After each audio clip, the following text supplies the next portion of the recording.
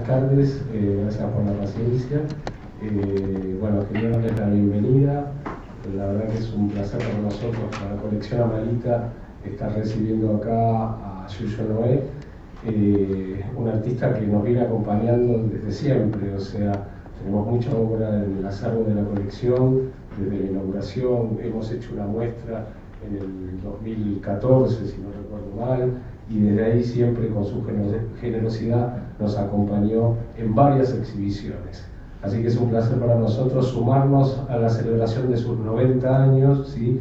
en este trabajo en conjunto que se hizo, y también agradecerle por esto a la Fundación Luis Felipe Noé. Fue un trabajo en conjunto para hacer esta charla y una exhibición o intervención, mejor dicho, de la colección permanente con las obras de Yuyo Noé en las salas del primero y segundo subsuelo. Así que bueno, les agradezco por estar acá y les agradezco mucho tanto a Noé como a Roberto, y bueno, los dejo con ellos para que conversen. Gracias.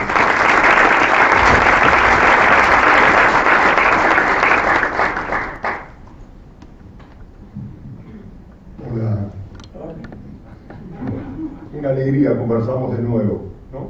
El año pasado hicimos una larga entrevista, ¿no? Para el anteaño, ¿no? Para el aniversario de la otra figuración, y que hablamos de los 60 en gran parte. Así que hoy te propongo no hablar de los 60, sino hablar de las obras recientes y sobre todo de las obras que hay en la colección Fortabat, que tiene un acervo importante. Entonces, ¿te parece bien? Sí, no, me parece bien. Hay una obra de los 60, pero pertenece a la colección de Alejandro Bengolle. Sí. Que es una buena obra, la podemos ver también, porque la idea es hablar recorriendo las obras de la colección, ¿no? Que es Júpiter Tronal, una obra previa al 61. Como tú quieras.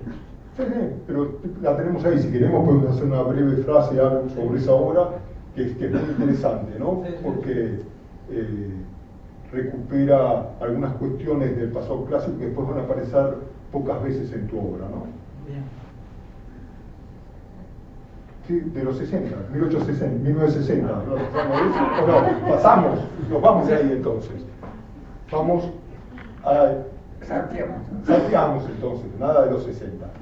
En 1986 ganaste el premio Fortabat, ¿no? Que justamente ahora se vuelve a hacer y se va a inaugurar prontamente otra edición de ese premio, ¿no? Con una obra que es muy interesante, ¿no? Que es Recuerdo del Diluvio, que me interesa recordarla porque a mí siempre me parece un antecedente de una obra central de las que están en la colección, que es Tormenta en la Pampa.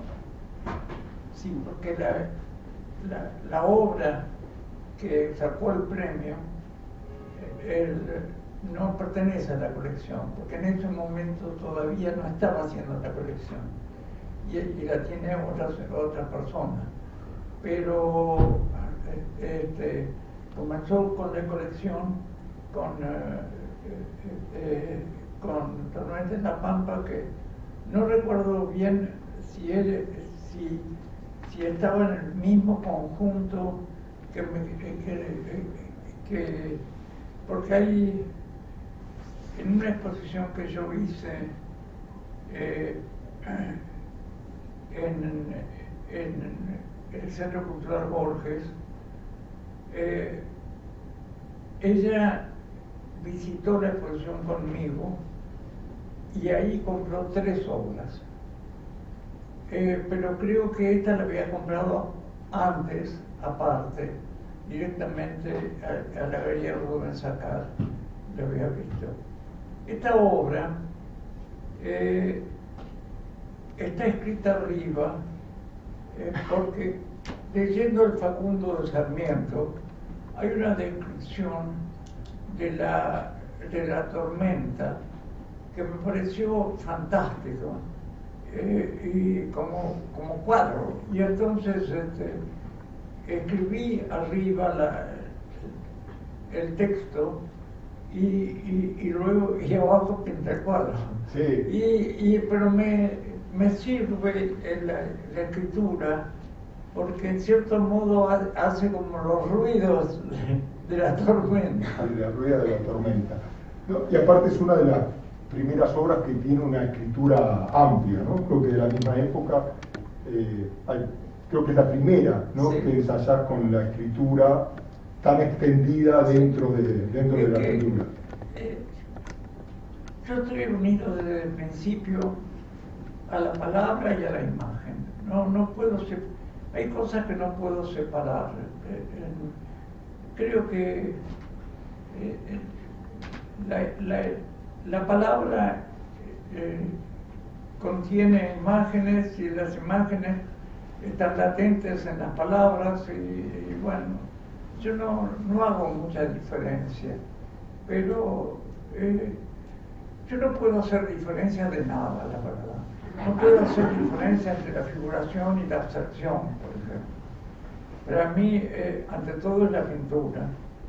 Pero lo que pasa es que la gente no toma conciencia que nosotros hablamos en contenidos abstractos.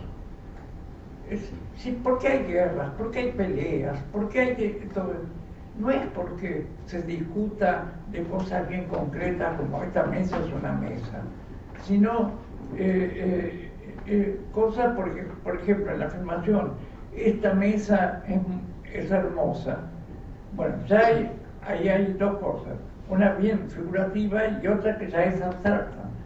Bueno, pero nosotros hablamos generalmente no en contenidos figurativos, sino en contenidos abstractos, conceptos, ideas y demás. Y el mundo es abstracto, en el sentido de que todo lo que nos mueve a hacer, desde la declaración te amo, más abstracta no puede ser, que a la vida misma. Usted está enfermo, dice el médico. Bueno, tiene tal enfermedad, pero va a otro médico y dice que no la tiene, que tiene otra. Entonces, creen que hablan de cosas concretas y están hablando en abstracciones.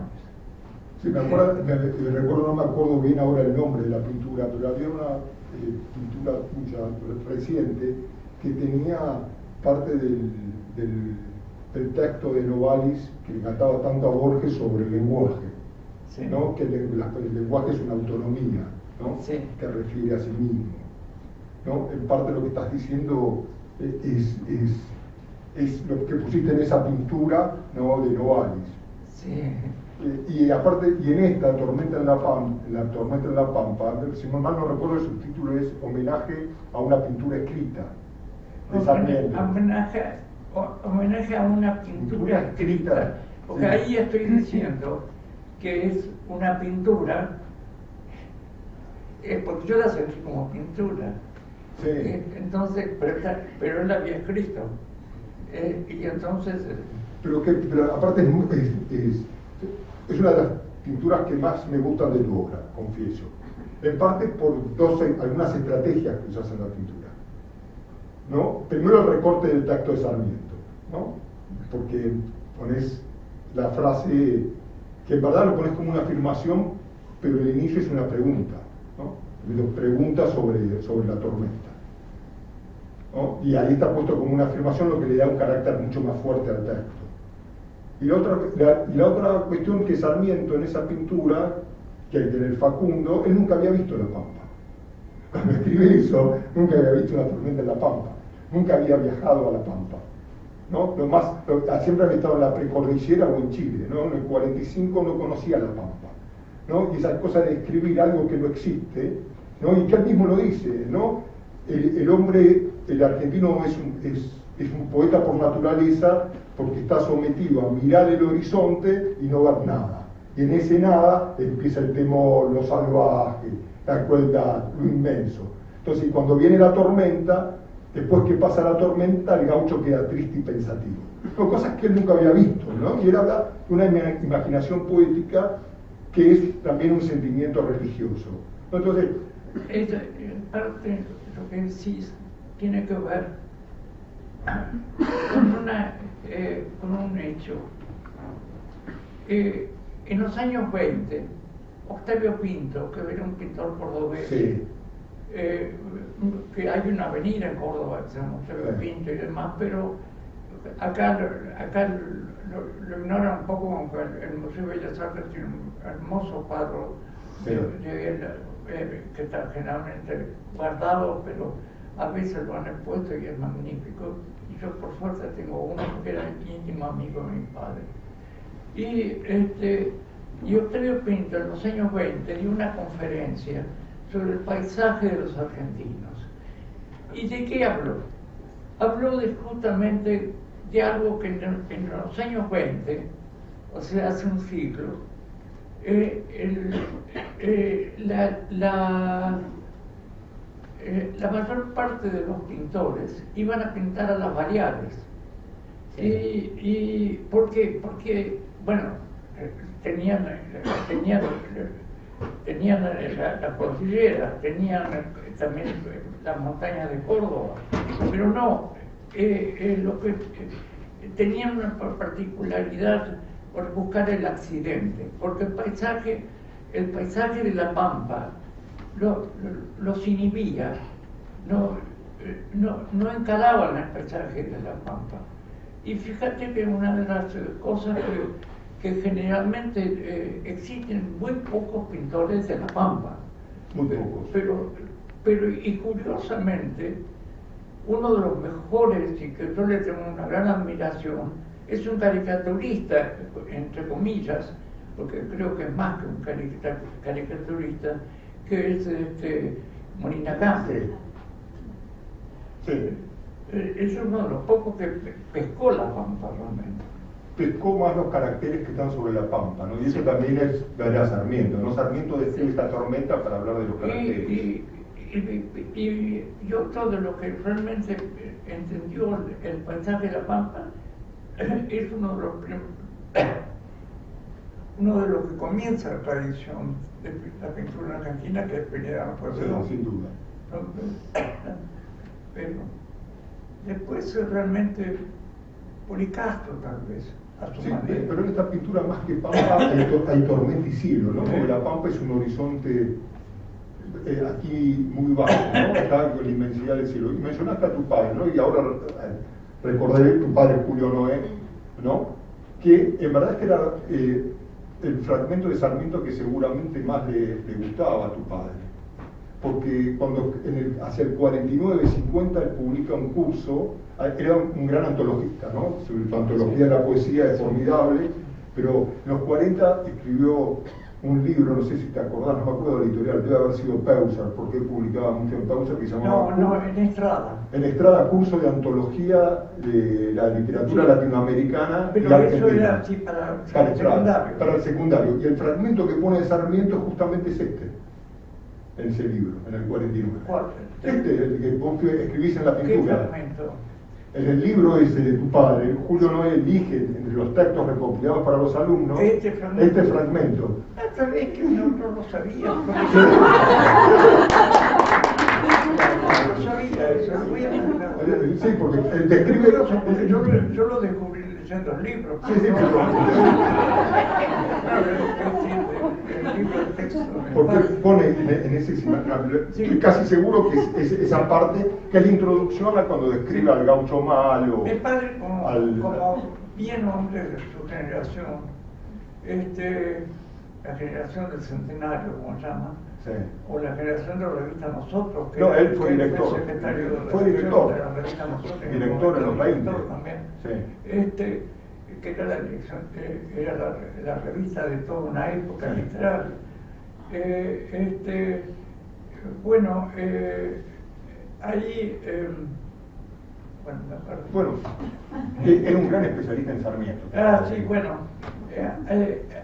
hay como en como bien hombre de su generación, era bien liberal, un liberal sarmentino. Sí. Y dirigiendo la colección Estrada, el primer libro de la colección Estrada es, Sarmiento mi vida, libro que Sarmiento nunca escribió. No, Sarmiento nunca escribió, pero como decía mi padre, ¿quién mejor que Sarmiento puede contar su vida? Y entonces buscó por todas partes distintos fragmentos. Fragmentos escritos por Sarmiento, lo juntó e hizo la autobiografía de Sarmiento, que Sarmiento no hizo. No hizo, sí, con un prólogo de los años 20, tempranos 20, ese libro. Y después eso ya salió después, pero... No, creo que es de cuando estaba en nosotros. El libro cuando comienza la colección, creo que es en los años 30. Yo creo que es en los 20. Porque en los 30, bueno, nos vamos en los 30 hace la edición de viajes comentada, por él, que es la canónica para leer los viajes de Sarmiento hasta la de los últimos años, ¿no? Entonces, dijimos El Rayo, ¿no? Y aparte me hace acordar mucho a Rugendas esta pintura, ¿no? Que también es alguien vinculado, ¿no?, al episodio de Rugendas cuando lo parte un rayo, ¿no?, que es parte de la novela de Cesaraia, ¿no? Esta es otra obra de los 90, temprano, ¿no?, que es la mujer durmiente, ¿no?, con un gran desafío de blanco. Hace mucho que no veía ese cuadro, estaba como escondido. Sí. Sí. Con mucho manejo de blanco, ¿no? Y con la cosa de tintas arriba, hay una ¿no? alusión a desnudo en mujer, a penitas. Pero es interesante por ese contraste que no es tan común en tu época, en los 90, en esa época, que después va a ser central, ¿no?, en la obra de los años 2000. Mira, ¿no? lo que pasa es que yo no comprendo a los pintores que se repiten. Yo no sé cómo no se aburren. Yo no empleo fórmulas, nunca he tenido fórmulas. He tenido épocas, pero no fórmulas. Y siempre ensayo cosas. Por lo tanto, muchas veces me equivoco. No, pero viendo esta pintura, que la volví a ver recién, que hacía mucho que no la veía, hay una cosa de la línea, del tratamiento de la figura que va a ser más habitual en tu obra más reciente, digamos, ¿no? Sí. ¿No? Que aparece como fragmentos esa cosa de la figura apenas siluetada en negro. Es que he tenido épocas más figurativas, y tengo cuadros bien figurativos. Sí. Y tengo cuadros bien abstractos, y tengo cuadros intermedios, y ya te digo, es que yo no entiendo la diferencia. En este momento, hoy por hoy, estoy viviendo una época abstracta. Casi todos mis cuadros son abstractos. Pero aparece cierta figuración. A veces para recordarme a mí mismo que en las muestras habituales de Rubens, ¿no?, las últimas, aparecía la abstracción muy fuerte, ¿no? Pero había algún rasgo escondido figurativo, ¿no? ¿Sí? Bueno, si hablamos de abstracción y... por ejemplo, todo el paisaje, todo lo que está en la tormenta, es un planteo abstracto. Es un planteo abstracto. Pero parece una canastita bien figurativa. Sí. Eso es justamente, me interesaba el contraste. El contraste, pero la denominás paisaje, ¿no? El paisaje, pero imagínate que no hubiese puesto la canastita esa, y era un cuadro abstracto. Sí, pero igual lo seguís titulando paisaje. Pero titulás abstracción, ¿no? Número uno, ¿no? Porque tenés una constancia con los títulos en las obras, tanto en las exposiciones como en las obras, ¿no? Sí, el título es clave. Los títulos generalmente me nacen en el medio del hacer la obra. Porque cuando empiezo a hacer una obra, no sé lo que empiezo. Lo voy sabiendo a la medida que lo voy haciendo. En este cuadro, por ejemplo, habré pensado, ¿y si pongo una canastita? Y si arriba pongo un limón porque el amarillo viene bien.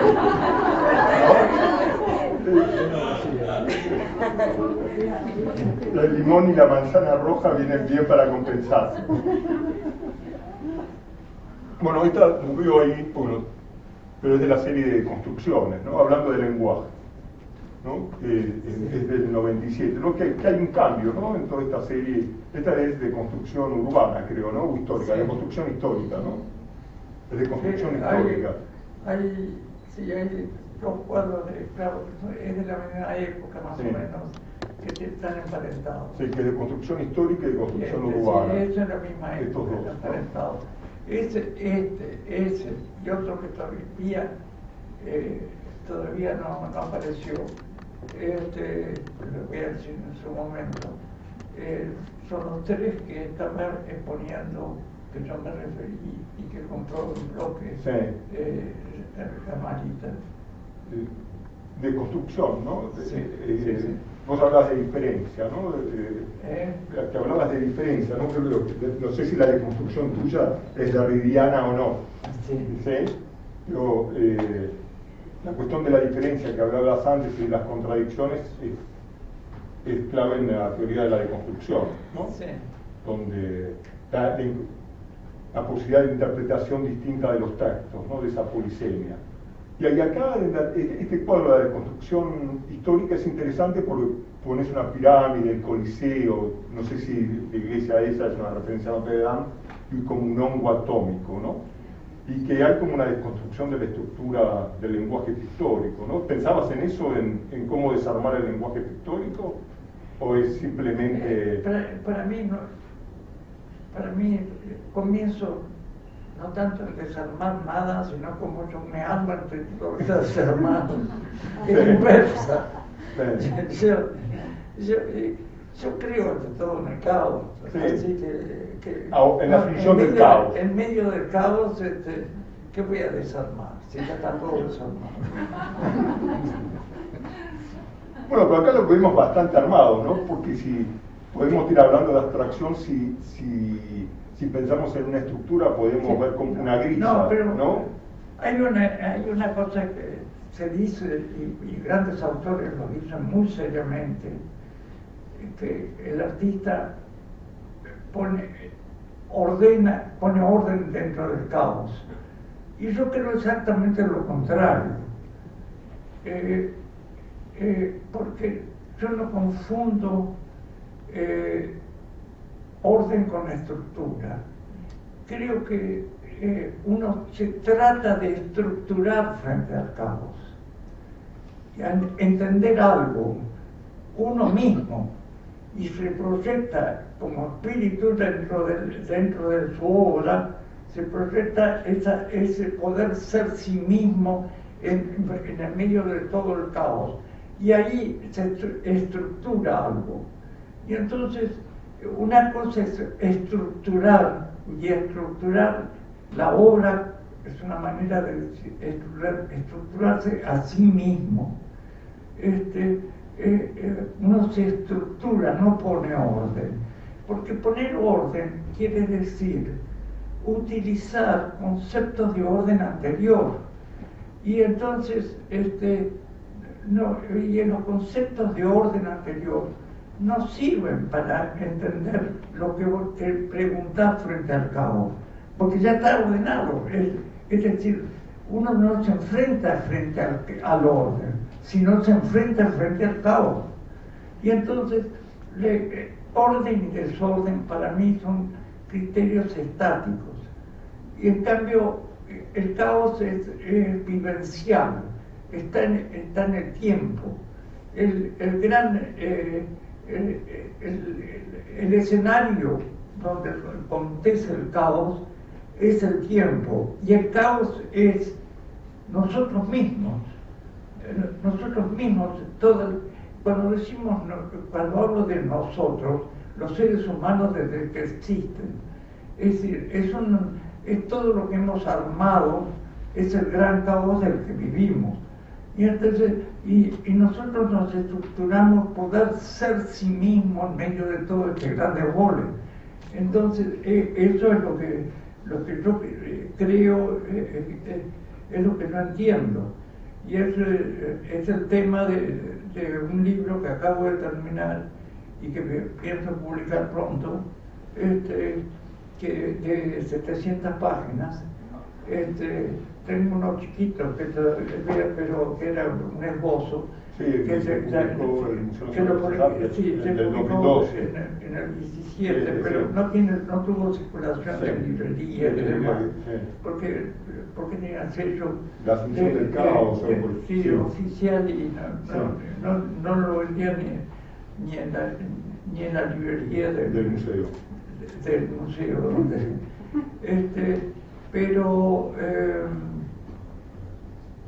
pero luego la primera parte más o menos es la idea estructural. Luego la segunda parte es más el desarrollo del sí mismo, cómo el caos como estructura de sí mismo. No quiere decir que el caos tenga estructura, lo que es una incoherencia total, sino que uno se estructura frente al caos. Entonces de eso ensayo y ensayo particularmente en el campo del arte como elemento que ayuda para esa estructuración. Bueno, y me salió un libro de 700 páginas que ahora estoy tratando de que salga. Se va a llamar La Asunción del Caos. Se llama Asumir el Caos. Asumir el caos. Como acción. Asumir el caos, y un subtítulo continúa que en la vida y en el arte.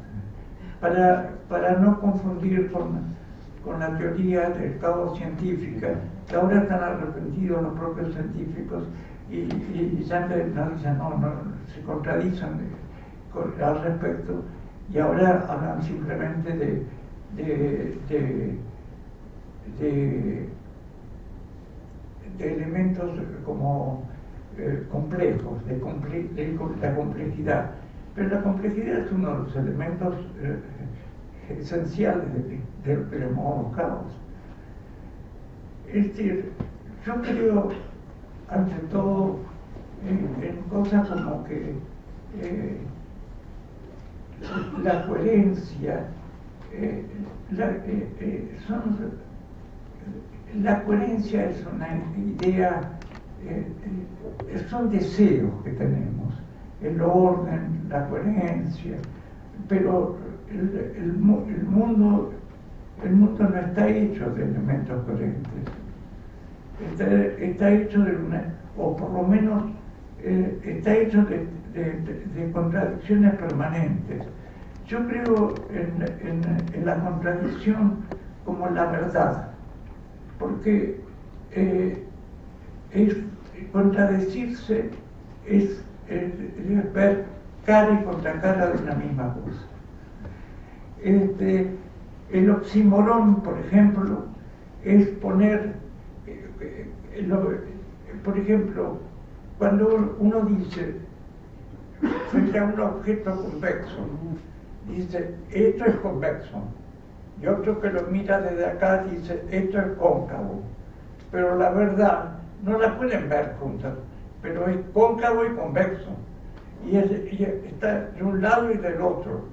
Entonces, ¿cuál es la coherencia? Si lo ve de este lado, tienen razón los de este lado. Si lo ven los de este lado, ¿dónde hay que verlo? ¿Desde qué punto de vista está la verdad? No sé si Y entonces yo creo que, por ejemplo, el oxímoron es como si lo cóncavo y lo convexo se viesen y se pusiesen juntos. Cosa que nunca es tu experiencia también con los espejos en los 70, ¿no? Sí. Cóncavo, convexo.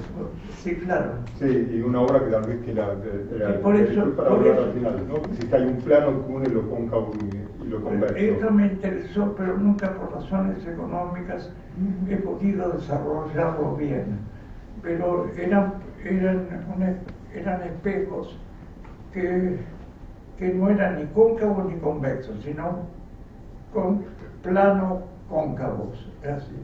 Entonces uno se enfrentaba con ellos y se convertía todo en piernas, o si estaba la curva abajo, cabeza unida por la cabeza. Y lo que me interesaba era mezclar todos esos elementos, depende de la inclinación que tenían y cómo estaban, y entonces hacer todo una ambientación que cuando uno entraba, todo cambiaba. La única vez que pude hacerlo, pero no con buen material, no consiguieron un buen material espejado, bien espejado, fue en el Museo de Bellas Artes de Caracas, en mayo del 68. Yo estaba ahí y me acordé, ahí me enteré en Caracas de lo que estaba pasando en París en ese momento, mayo del 68. No, y justo, ¿no? Pues hablando del 68, no y hablando de tus libros, ¿no? Se editó hace poco, ¿no? El texto escrito a partir del 68 o 75, ¿no? De esa época. Sí, ese lo escribí un poco antes, sí. El arte entre la tecnología y la religión. Sí. Pero no lo publiqué porque yo vine a fines del 68, vengo a la Argentina, después de estar 3 años en Estados Unidos. Y no lo publiqué por la razón que bueno, estaban los militares y estaba muy espeso la cosa en ese momento, y una de las manifestaciones, bueno, era la rebelión, y bueno, yo mejor callate, entonces no lo publiqué. No, pero ahí hablas de ciertas cuestiones de praxis, ¿no? En el libro ese, que se destaca un poco, como justo con el prólogo de Juan Pablo Pérez, que está acá, ¿no? Sí. Que es el culpable de hacerme, el culpable entre comillas, sí, de hacerme publicar el libro. No, pero es me convenció él que todavía tenía vigencia. Porque la última vez que hablamos del nuevo libro sobre el caos, que me contabas más o menos, se llamaba La Asunción del Caos.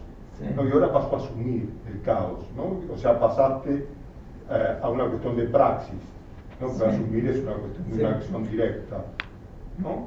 Es directamente... Y ese es un libro sobre la praxis, ¿no? Sí. El de la rebelión, el de la revolución tecnológica y rebelión, ¿no? Es un libro sobre la praxis, fundamentalmente, la praxis colectiva. Que la palabra caos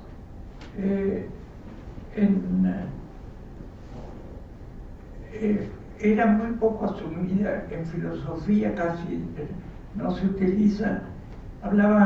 Kant empezó a hablar de cosas que eran con otras palabras, cosas que se le escapaban de la posibilidad.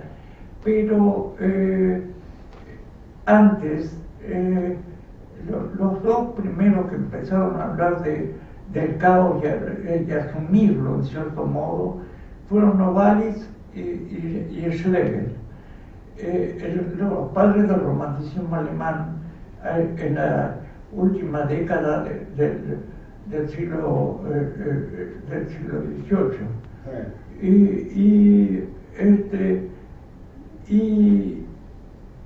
Y quedó ahí latente. Los románticos empezaron no a hablar tanto, pero algunos así, pero en filosofía en realidad hay que esperar hasta ahora, hasta que Deleuze sí tiene el gran mérito de haber encarado el tema del caos. Y bueno, y a mí me apasiona el tema. Sí, bueno, es una parte de la estética, ¿no? Sí. Sí, que es un libro... Mira, fíjate que la antiestética se publica en el 65 y en esa época comienzan los libros sobre el caos desde el punto de vista científico. O sea, pero el mío pues, salió antes.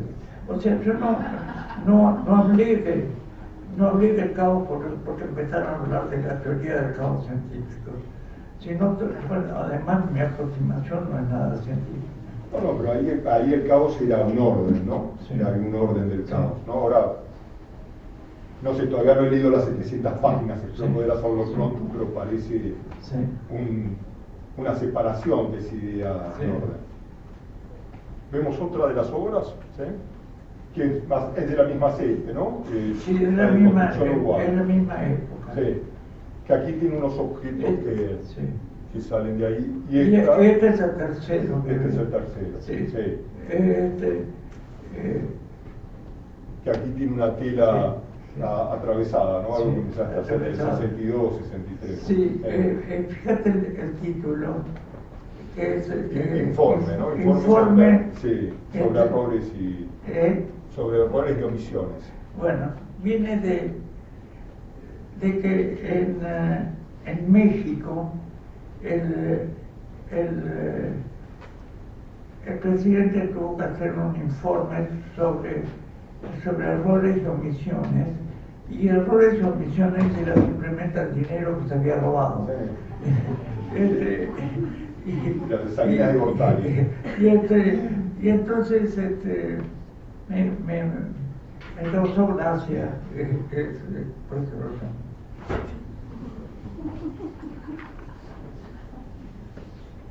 Estas son el tejido social, ¿no? Ya acá trabajas el color, la tinta, ¿no?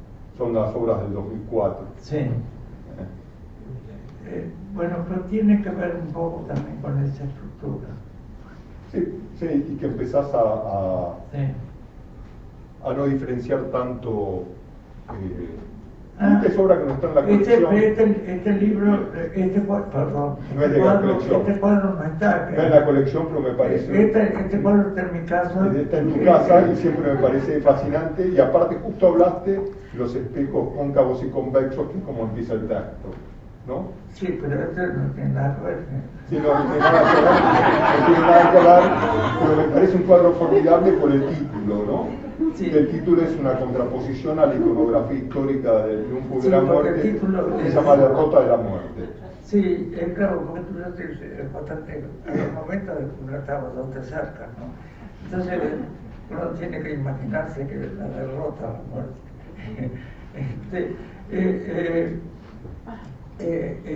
No, porque siempre se hablaba del triunfo de la muerte. Yo la verdad que a la muerte no le tengo ningún miedo, más bien le tengo curiosidad. Pero lo que tengo terror es a la muerte en vida. O sea, Alzheimer o otras enfermedades que impidan el desarrollo vital. Yo creo que todavía estoy lúcido, por suerte.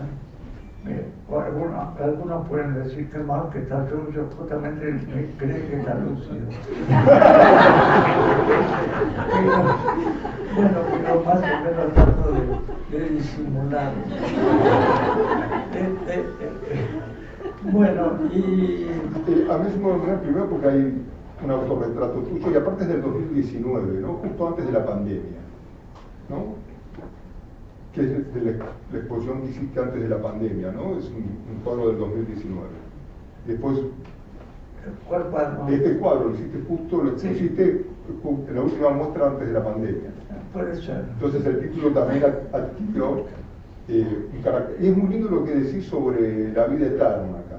Vos sabés que el aspecto religioso de tu pensamiento y tu pintura para mí siempre fue muy interesante, ¿no? Desde las obras religiosas cismáticas del 62, 63 y cómo aparece luego en el tiempo. Sí, claro, ahora volvemos a los 60. No volvemos a los 60. No volvemos a los 60. Digo que al contrario, no vuelvo a los 60. Está bien. Digo que porque ahí tocas un tema que no es la pintura en sí misma, sino un tema que me interesa como ideológico. Porque en un momento se me dio por ser católico. Es decir, mi padre, a quien siempre he querido, respetado mucho, pero tenía las contradicciones típicas de un liberal, pero de formación con madre vasca, francesa, bueno, formación, los vascos son muy católicos y demás, y entonces pero era come cura totalmente, entonces esa contradicción me acompañaba a mí y a mi hermana a ir a la iglesia, y entonces, y en la puerta él se quedaba y salía bajando. Entonces yo me preguntaba al final, ¿qué diablo soy? ¿Soy católico o no soy católico?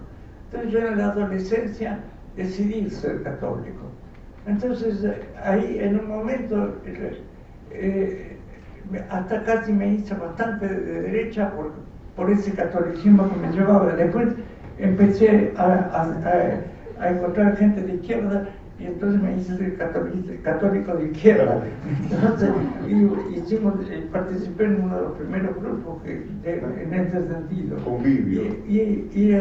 Y luego, cuando yo estaba pintando el tema religioso en mis cuadros, no son ni católicos ni no católicos, es una pregunta existencial, sobre todo, en lo que está la duda ante todo, pero encaro temas religiosos.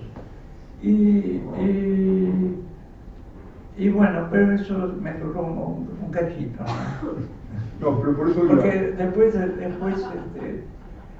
bueno,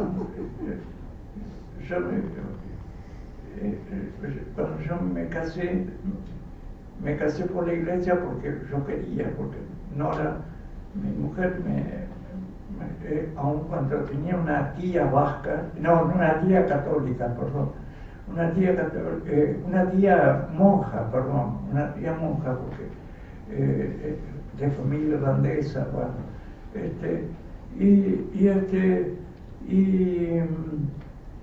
pero ella no quería casarse por la iglesia, pero digo, por vos. Y entonces, bueno, cuando digo, a los hijos hay que darle educación religiosa, bueno, vos te encargás de eso. Y me dio tal pereza la que me di cuenta que no creía nada. Y entonces se acabó mi religión. No, por eso en esta cultura hay esa cuestión religiosa existencial, ¿no? Que tenés, no sé si te acordás el texto, ¿no? Que empieza comparando la vida terrena y la vida eterna, que son la misma vida, ¿no? Que es la propia existencia, ¿no? Hablando de sus pares y esas contradicciones, ¿no? Como síntesis, es como un espejo cóncavo y un espejo convexo, ¿no? Están unidas en el mismo plano, ¿no? Y aparte es una pintura magnífica, ¿no? Donde es una cita a tus pinturas anteriores, ¿no? Donde ponías el terrat, la expansión del marco, esos movimientos de tinta, ¿no? El polietileno expandido. Me alegra mucho que te refieras a este cuadro, porque lo tengo colgado en un pequeño living que hice en el segundo piso, ahí al lado de mi biblioteca, de mi escritorio, que ahora en casa. Y todo el mundo que viene ve todo lo que tengo colgado en ese cuarto, que tengo muchas cosas grabados de Hokusai, de Hiroshige, de cosas japonesas, y tengo un cuadro de Octavio Pinto, justamente uno de Figari, y el mío de nadie opina nomás.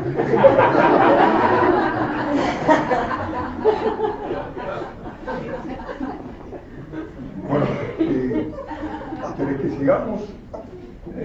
¿Seguimos conversando o querés...? ¿Seguimos o no seguimos? Sí. Como que nos aburre o nos aburre. No, para nada. Bueno, volvamos a un tema que mencionaste que a mí me parece central en tu pintura, que es la idea del tiempo, ¿no?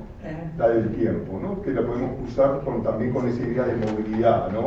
Y la idea de continuidad, que fue cambiando a lo largo del tiempo, ¿no? Porque en algún momento vos hablaste de la contigüidad, ¿no? A partir de Mambo, ¿no? Hablas de esa contigüidad en la pintura, después de la superposición, ¿no? Y ahora usas mucho la palabra movilidad, ¿no? Como de un movimiento continuo, ¿no? Un movimiento permanente para hacer las pinturas y como concepción también vinculada al caos. Sí. Lo que tiene que ver con lo que te dije antes de que no quiero repetirme. Y entonces la movilidad, que decir que estoy siempre tratando de aprender a aprender. Yo creo que, mira,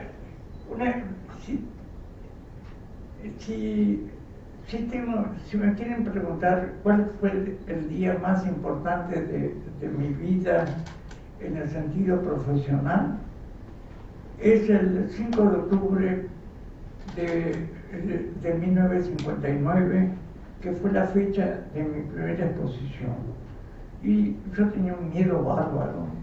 Y llegaba a la exposición y me lo encuentro a Horacio Butler, que había sido mi profesor durante un año, o un año y medio más o menos, pero que en un momento él había sido discípulo de André Lot y demás, y me planteaba una formación muy rígida, así de planteo, que yo no entendía, ¿no? Por ejemplo, si frente a una reza muerta tenía que hacer una contraste de planos, cortar una línea, es decir, planteo oportunista de André Lot. Y yo lo veía todo tan redondito, la jarra, todo eso. Le preguntaba, pero los adolescentes tienen una manera de preguntar que parecen agredir a los adultos. Y entonces en un momento me dijo que no tenía más nada que enseñarme. Y entonces no me estaba dando un título, me estaba diciendo dónde estaba la puerta, ¿no? Entonces, pero mantuve, sin embargo, todo respeto y algo y me sirvió como base. Pero seguí mi experiencia y sobre todo la aparición del informalismo también me ayudó a liberarme. Y de tal manera que cuando llego a la exposición me encuentro en la puerta a él y me dice: he llegado temprano por si no me gustaba, pero lo estoy esperando para decirle que haciendo lo contrario de lo que yo le enseñé, ha hecho una pintura que le ha dado un buen resultado. ¡Wow! Eso demuestra la calidad de persona que era, porque no es nada fácil decir una cosa así. Y entonces yo me sentía que me habían dado el premio Nobel, que yo era usted es pintor. Entonces, porque tenía dudas al respecto. Y entonces entré a mi sala, porque la Galería Wickham era enorme, tenía varias salas. Bueno, la última, más chiquita, era más. Y entré a mi sala y ahí lo conocía, pero no eran amigos míos todavía. Alberto Greco, Rómulo Machó y Jorge de la Vega estaban. Y ahí comienza, y le gustó la exposición, y ahí comienza mi amistad con ellos. Y mi padre después estaba liquidando la fábrica de sombreros que había sido de mi abuelo. Y entonces me dice: ahí tenés espacio de sobra para poder. Y entonces al poco tiempo se me instalaron uno y otra vez, se instalaron ahí. Y ahí comienza toda mi vida, ¿no? Toda mi aventura de ser pintor. Sí, otra cosa que a mí con esa relación tan fuerte con la escritura, es más habitual encontrar citas a escritores o a filósofos en tu pintura que referencias a obras de otros artistas, ¿no? No entiendo bien. Que en tu pintura, por ejemplo, podemos encontrar citas a Wittgenstein, a Novalis, a un poeta como Cuadra, a distintos textos, más que referencia a otras pinturas, ¿no? Salvo el incendio de Jockey Club, una hoy, no hay citas a otras pinturas, ¿no? O a otros pintores. Realmente hay un pensamiento que viene de la literatura y de los textos, ¿no? Sí. Ahora, en el libro este que yo acabo de hacer sobre que tengo muchas citas así de filósofos y cosas así, pero citas para también discutirlas. No, citas, porque detesto ciertos vicios de ensayos de argentinos que arman los libros con citas de otros, pero claro, es muy fácil, saco de acá y este es mi pensamiento. No, yo en todo caso lo discuto, yo pienso, bueno, a veces para nutrirme de ello, pero otras veces para discutirlo. Bueno, pero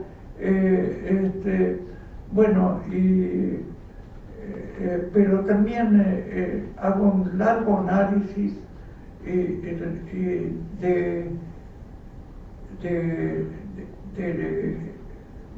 cito largo en un estudio paralelo sobre Cézanne y Van Gogh. Y hago, los tomo de manera totalmente inversa, en el sentido de cuando hablo de Cézanne no hablo nada de su vida personal, sino porque él estaba entregado a la pintura, sí, como búsqueda. Y ahí tengo que hacer una referencia a Rilke, con una gran admiración le tengo, pero escribió algo sobre Cézanne que yo estoy totalmente en desacuerdo. Él dice que Cézanne es la demostración de que los artistas no tienen que basarse en teoría, que Cézanne apenas los escritos de Cézanne son muy de la vida, de las pequeñas observaciones, y es mentira, está lleno de carga de pensamientos muy interesantes, porque era su obsesión, entenderla, es decir, para él la pintura era cambiarle casi una cosmovisión general que trasciende la pintura en sí misma, de lo que es la perspectiva de las cosas y demás. Y está cargado de una teoría, porque yo creo que cuando uno pinta está haciendo tomar conciencia de si es realmente creador, de nuevas posibilidades. Y en cambio, en el caso de Van Gogh, cuando hablo de Van Gogh, Van Gogh está cargado de vida, de frustraciones en la vida, de no poder llegar a hacer nada, de fracasar en todo. Y sin embargo estaba permanentemente consumiendo la pintura hasta que al final se desarrolla y puede realmente de todos sus fracasos hacer su gran triunfo. Entonces a uno lo encaro por el lado de la vida y el otro lo encaro por el lado de lo que piensa, simplemente. Aparte son dos artistas que tienen que ver mucho también con algunas lecturas que aparecen siempre en tus textos, ¿no? Como tipo Heidegger, ¿no? De Derrida, sí, que toman eso casi siempre como modelo, ¿no? Pienso ahora en la verdad de la pintura, ¿no? Esa posibilidad de saber en verdad a quién pertenecen los zapatos, ¿no? Sí. Que es un problema central. ¿Querés que volvamos a algunas pinturas, a alguna época? ¿Por dónde preferís deambular la conversación? Yo creo que vuelvo a hacer la pregunta, ¿seguimos hablando? Sí, o sea que abrimos al público las preguntas, ¿te parece? ¿Querés? Hacer la pregunta que quieras. Sí, o que abrimos al público, si alguien quiere preguntar. Bueno, si quieren preguntar, sí. ¿Sí? Comentarios, preguntas. Sí. ¿Cuál es para usted el sentido de la pintura figurativa hoy en el mundo del teléfono? ¿Cuál es el sentido de la pintura figurativa hoy día? Ya te he dicho que yo no hago la diferencia entre pintura figurativa y pintura abstracta. Prefiero contestarte cuál es el sentido de la pintura, punto. Hay gente que dice que la pintura murió, que ya está, que está pasado, y eso para mí es lo mismo que decir ¿por qué no dicen que la música murió? ¿Y por qué no dicen que la poesía no murió? Tiene que ser la pintura, porque están atados al concepto de arte visual, ahora lo conceptual, lo tecnológico y demás, y no la pintura. Y cuando la pintura es el hacer de lo visual, sea figurativo, sea abstracto, sea lo que sea, pero es el hacer, la expresión del espíritu del hombre en ese hacer. Yo no me concibo si no pudiese pintar. ¿Alguna pregunta más? ¿No? ¿Comentarios? Sí. Hola. Creo que no salió acá, pero recién salió la palabra espíritu, pero noto, sí salió lo de religión, pero creo que mucho de lo que hablabas de la contradicción, del oxímoron, tiene que ver con esto de la búsqueda de la espiritualidad en la vida y en el arte. O sea, no sé si es una pregunta, pero ¿cuál es la pregunta? No, afirmando esto de que finalmente uno se encuentra en el hacer. Claro, sí, es totalmente de acuerdo.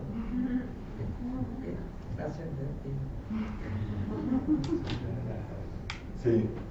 Me da curiosidad saber en qué andás, en qué estás pintando, si estás en alguna serie, si hay cuadros que todavía no vimos, tu trabajo diario. Te pregunta sobre tu trabajo diario, si hay pintura que todavía no vimos. Te pregunta sobre tu trabajo diario, si hay pintura que aún no vimos. Sí, hay. ¿Qué estás haciendo ahora, básicamente? Lo que estoy haciendo ahora, hoy por hoy, estoy haciendo una tela que todavía no tiene bastidor, de 4,50 metros por casi 3, y estoy tratando de entenderlo.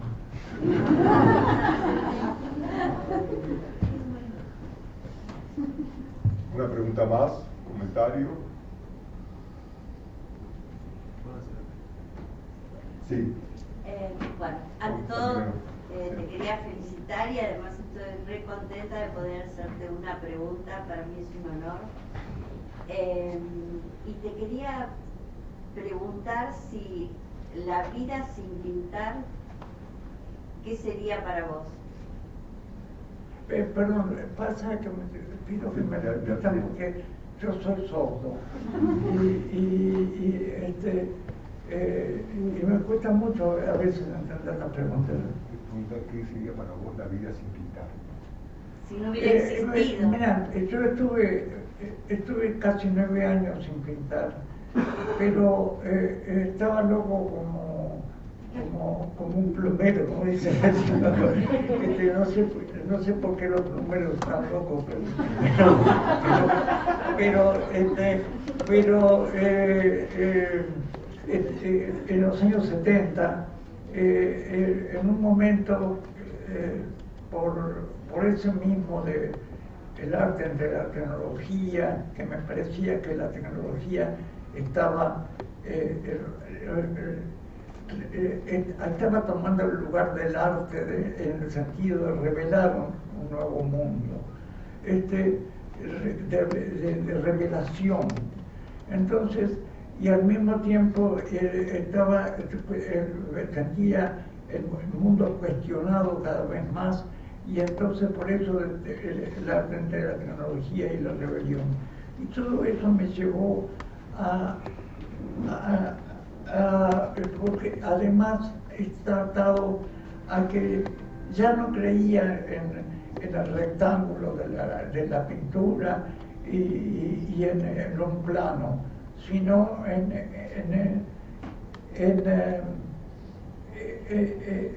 creía que la pintura se proyectaba al espacio, en todo caso, para poder asumir la realidad en torno, totalmente caótica.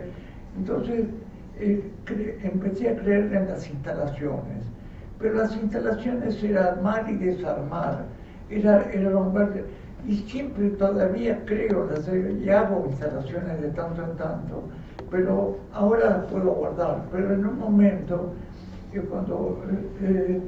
cuando volví de Estados Unidos, tenía 3 o 4 instalaciones tan complejas que me llevó 2 días mudarme de un taller a otro en un momento.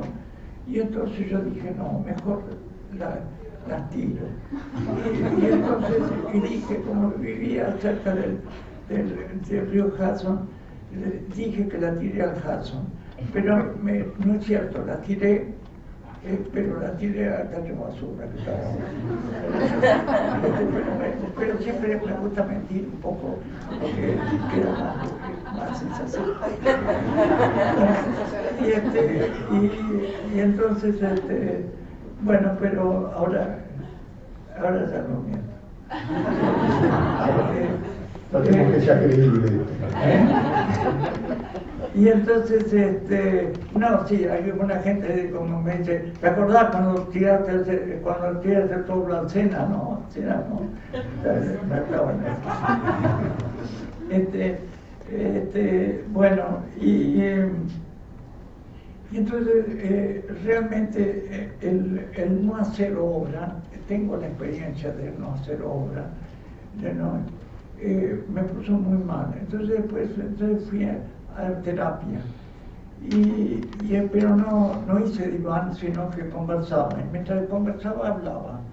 Y tenía el terapeuta muy bueno, tenía un papel, cualquier papel, no papel para dibujar, sino para tomar apuntes, y una virome, y empecé a dibujar mientras hablaba, lo cual también es una cosa interesante como experiencia, porque yo estaba hablando, pero no estaba, y al mismo tiempo estaba pensando mientras dibujaba. Estaba hablando de 2 maneras, de 2 lenguajes distintos, el lenguaje de las palabras, el lenguaje del dibujo, simultáneamente. Y uno no era ilustración del otro, pero acompañaba el temperamento de lo mismo, ¿no? Lo que me estaba saliendo. Y esa doble manera de estar conversando sobre lo mismo de maneras distintas, me parece realmente como experiencia interesante. Y bueno, y de ahí me até al dibujo. Durante 4 años estuve dibujando, y el dibujo mismo me llevó otra vez a la pintura. Y entonces, cuando yo digo estuve 9 años sin pintar, en realidad tendría que decir restarle 4, que son los 4 que estuve dibujando con una manera equivalente a la pintura.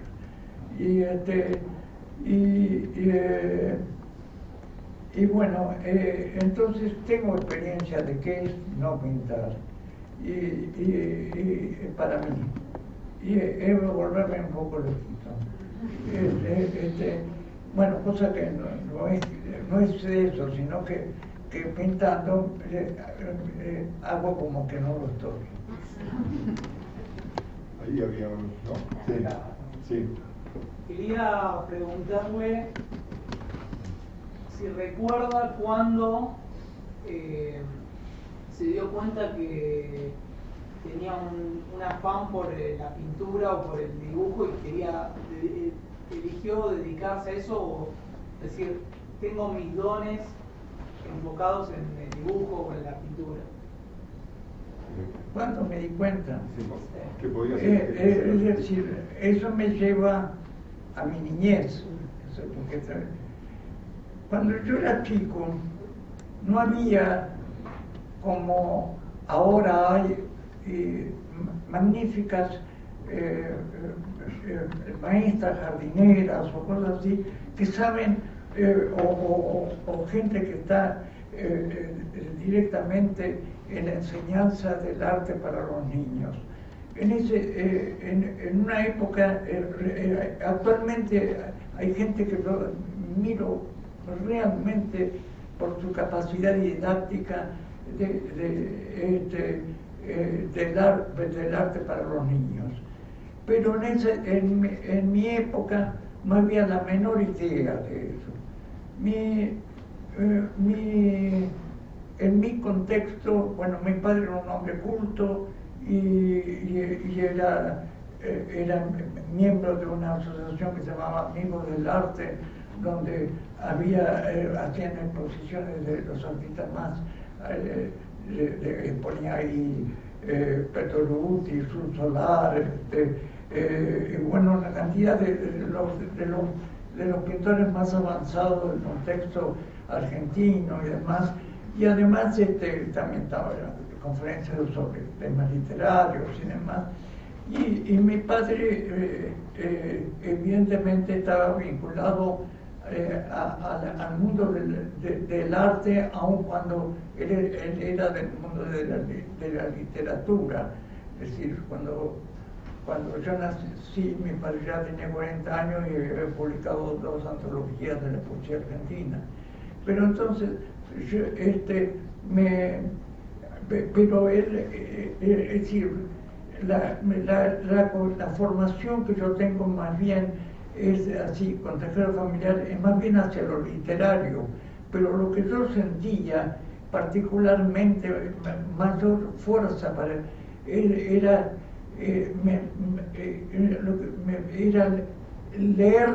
leer entre comillas digo, los cuadros, mirar imágenes.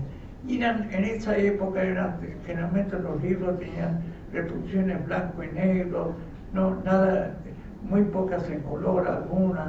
Bueno, pero de cualquier manera, yo me sentía muy atraído por las imágenes. Y ahí me di cuenta que yo decía, yo quiero ser pintor. Y si no puedo ser pintor, seré dibujante. Y si no, cosa que es absurda, pero yo la hacía como un escalón. Y si no puedo ser dibujante, seré crítico de arte, va. Pero y al final más o menos he sido las 3 cosas. Bueno, no sé. Pero pasaste por Derecho también. Pasaste por la Facultad de Derecho también. ¿Cómo? Pasaste por la Facultad de Derecho. Sí, pasé por la Facultad de Derecho. Cuando terminé el bachillerato, le dije a mi padre que quería entrar en la escuela dice, no, me salvó la vida. No, si querés estudiar pintura, yo elegí Horacio Dutra porque me interesaba en definitiva el color, pero yo lo veía desde la vanguardia, ¿sí? En ese momento, en las aulas nacionales, en los órdenes nacionales y demás. Entonces, pero dice, pero tenés que hacerlo, ¿de qué vas a vivir? Claro, y como mi padre además era abogado, entonces, bueno, yo lo hubiera dicho si tenía que entrar en otra facultad, quería entrar en filosofía, pero no, pero era lo mismo. Entonces entré en Derecho. Y ahí estuve 4 años, lo cual no quiere decir que llegué a 4º año. Sí, pero ahí tuve que escribir cosas y demás, y aprendí a escribir en cierto modo, a manifestar cosas y demás. Y entonces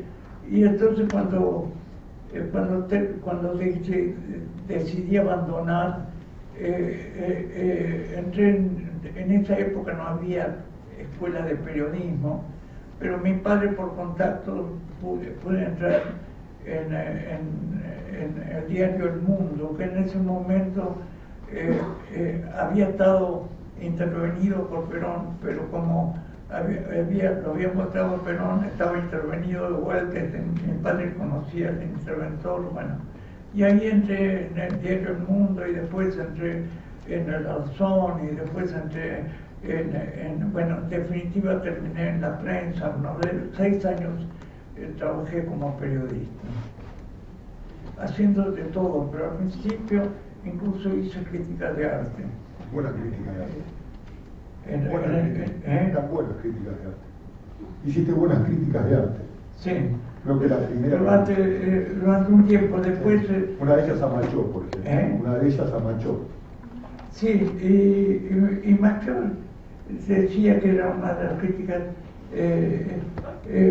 preferidas de él, de las que había recibido, porque yo le adiviné en ese sentido lo que iba a venir después, que era justamente el camino que después tomábamos todos juntos, más o menos, que es la síntesis entre lo abstracto y lo figurativo.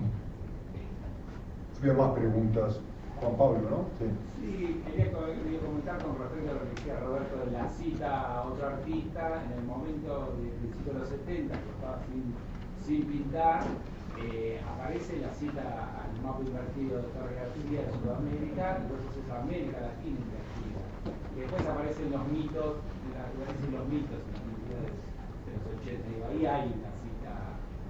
Nos dicen que hace un comentario sobre que aparece el mapa invertido en los 70 a Torres García como cita, y la cuestión de los mitos. Ahora, hay que hacer una gran diferencia entre el mapa de Torres García y el mapa de Torres García es solamente Sudamérica invertida, y el mío es toda América, América del Norte y toda América invertida, y está dividido en 3 partes. Latinoamérica arriba, y después Estados Unidos y Canadá abajo, porque era una manera de decir, si Latinoamérica se une, invierte el mapa, y que eso no tenía nada que ver con el concepto de Torres García, que Torres García, no sé por qué, nunca habla de Latinoamérica, sino siempre habla de Sudamérica, aún en su discurso, en sus teorías. Bueno, creo que está claro. Porque él piensa conformar una escuela del sur. Ahora, el que también utilizó el mapa invertido fue ¿cómo se llama?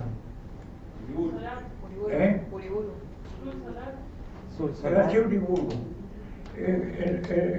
Pero él también es nada más que Sudamérica invertida, y el sentido de él es lo ecológico.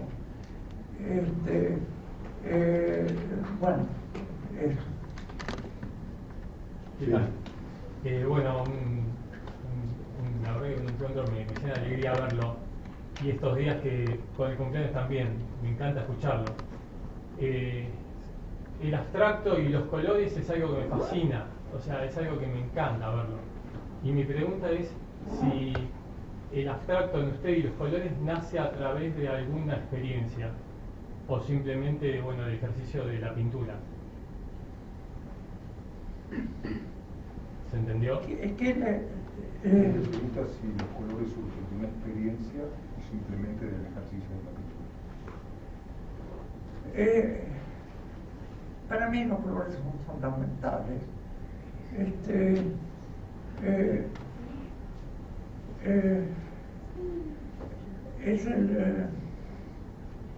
Los colores son como las palabras, no sé. Creo que no concibo la pintura sin los colores.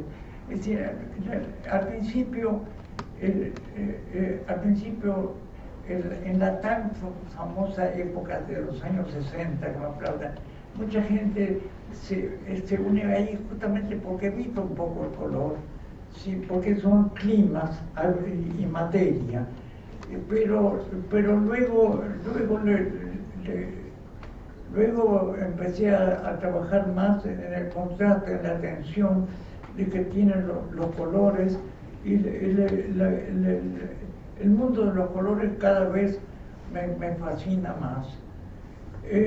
Y creo, y no estoy haciendo una mentira, creo de verdad que mi mejor pintura es la que estoy aprendiendo ahora a los años, cuando tengo 90 años, porque estoy utilizando bien los colores, me parece.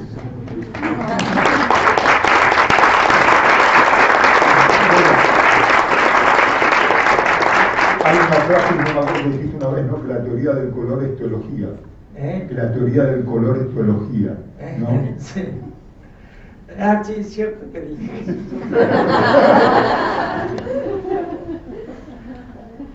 Bueno, cerramos Bueno, acá. yo creo que... Con la teología podemos ir cerrando, ¿no? Sí, no, porque ya con ese tema va de eso. Bueno, feliz cumpleaños suyo, una alegría a los 90 y vemos la próxima exposición. ¿Sí? Sí, en noviembre. Voy a hacer en el mes de agosto, expongo pero no con algunos cuadros de ahora y algunos cuadros de la última época en el Hotel Duo, ahí en el hotel. Pero tiene una sala grande, bueno. Y en octubre voy a hacer una gran exposición, sobre todo ahí sí voy a volver a exponer instalaciones y cuadros muy grandes y demás en el Museo Mar de Mar del Plata. Y es una exposición que va a durar de octubre a marzo. Buenísimo. Bueno, muchas gracias y feliz cumpleaños.